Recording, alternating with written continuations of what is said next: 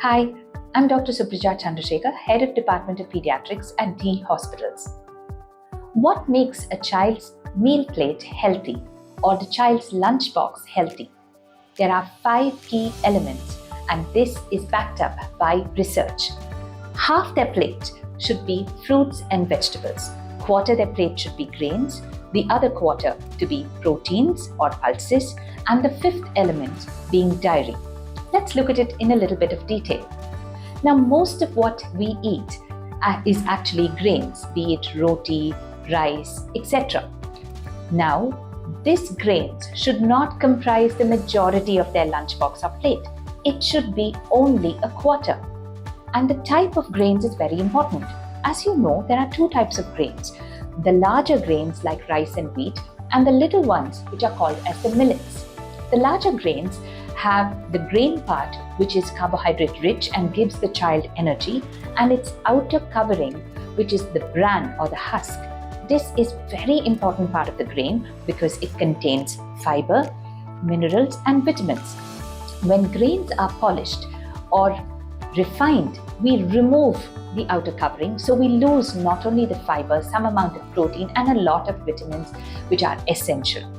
Hence, it is important to choose whole grains. At least 50% of the grains that we eat should be whole grains. So the next time we are using white rice, maida, etc., think twice because they have lost their nutrients.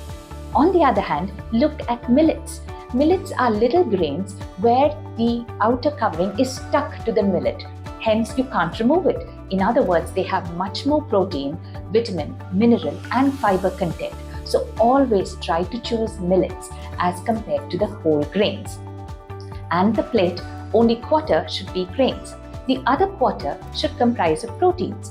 Proteins from plant sources are encouraged, especially the dals, pulses, legumes, etc. When we sprout them, they become even more nutrient dense and should be used. Animal lean proteins with less amount of fat and not deep fried, such as fish, eggs and chicken meat, are good as well, occasionally in a week. The rest of the plate, which is half the plate, should be fruit and vegetables of any form. It can be either raw or made into a type of salad, cooked, hidden into the grains, etc. The 5th element being dairy, which is milk or curds.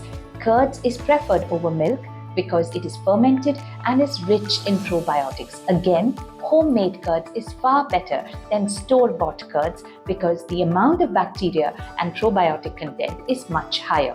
So remember, half the plate fruit and veg, quarter plate grains, mostly whole grains, quarter plate proteins, especially the lean vegetarian sources of protein, and the 5th element being curds or milk. So let's look at our typical rice pulao or lemon rice that we pack for a child.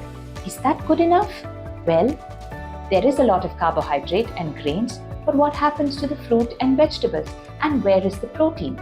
Hence, the next time we are giving a child primarily a carbohydrate-based meal, ensure the quantity is reduced, replace it with some boiled dals or sprouted grains.